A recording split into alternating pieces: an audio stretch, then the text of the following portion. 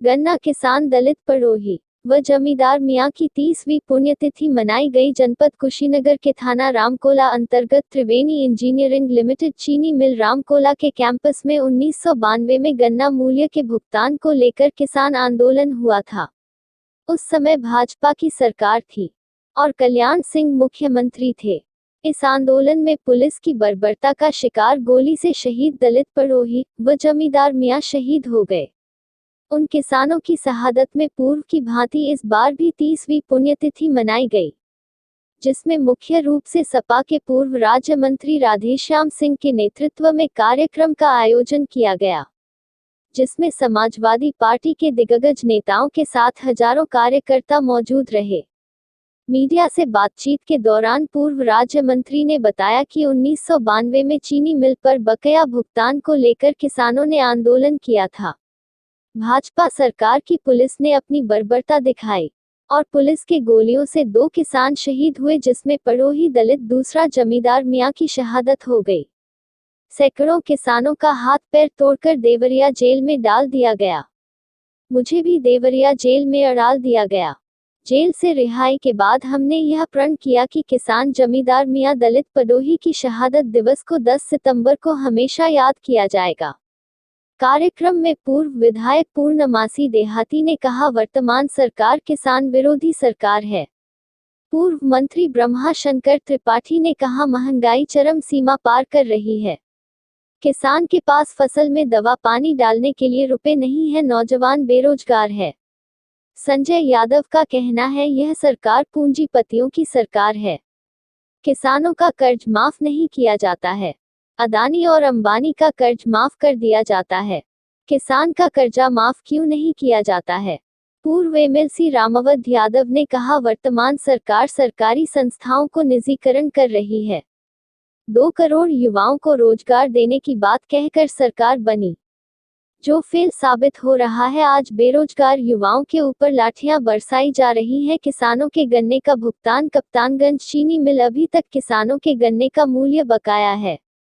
सरकार 14 दिनों के अंदर किसानों का गन्ना मूल्य भुगतान करने की बात कही थी, जो झूठा साबित हुआ। हम समाजवादी पार्टी के लोग जो वादा करते हैं उसको पूरा करने का कार्य करते हैं।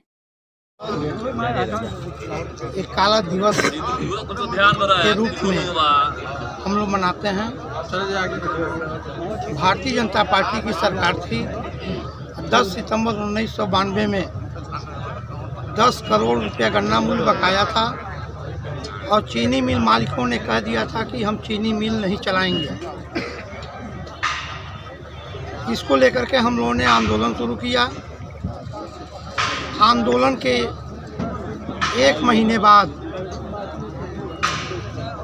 सरकार के इशारे पर पुलिस ने गोली चलाई।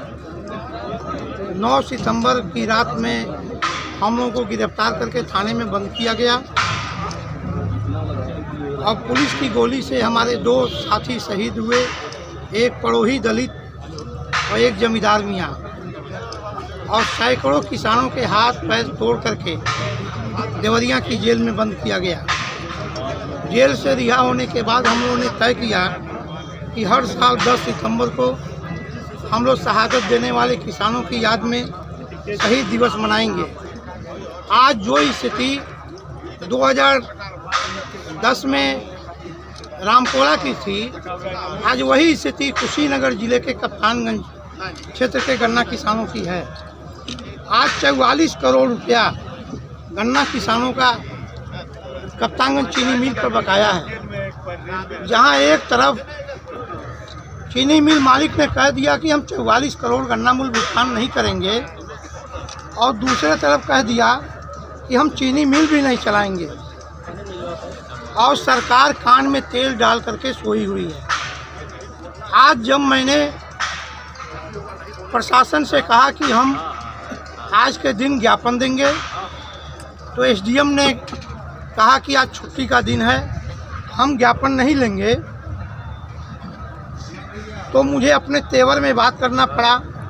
हमने कहा कि मुझे इसी रास्ते जाना है, अगर आज आप ज्ञापन नहीं लेंगी तो मुझे धरना प्रदर्शन और शहीद दिवस का पूरा कार्यक्रम मुझे कप्तानगंज तहसील पर ही करना पड़ेगा। तो बाध्य होकर के आज तहसील दिवस तहसील पर एसडीएम ने आकर के ज्ञापन लिया है। हमारी मांग है सरकार से कर रहे हैं साल बढ़ाकर आदरणीय राम यादव जी राम वशिष्ठ जी को बड़ोही हरिजन और जमदार मियाँ के लड़के राम वशिष्ठ जी और तौकीर आलम जी को हम सभी के नेता आदरणीय राधे श्याम सिंह जी, आदरणीय परमाशंकर तिवारी जी, आदरणीय राम यादव जी, आदरणीय विक्रमा यादव जी, आदरणीय पूर्णवासी देहाती जी, सब लोग सम्मानित आंदोलन से भक्ति है कि अब से हम लोग के समापन की घोषणा करेंगे। श्रद्धांजलि दिवस पर हम अपने तरफ से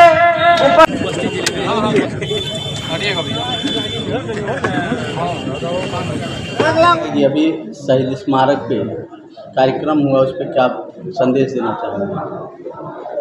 ये शहादत दिवस 30वीं पुण्यतिथि हम लोग मनाए हैं। 1992 में तत्कालीन भाजपा की सरकार ने गन्ना मूल्य मांगने पर और चीनी मिल चलाने की मांग पर किसानों के आंदोलन पर गोली चलाई थी, जिसमें 2 किसान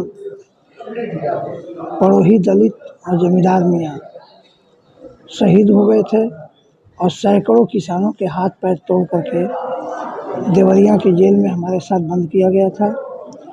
जेल से रिहा होने के बाद हम लोगों ने तय किया था कि जब तक हम जीवित रहेंगे हर साल अपने उन शहादत देने वाले किसानों की याद में 10 सितंबर को शहीद दिवस के रूप में मनाएंगे।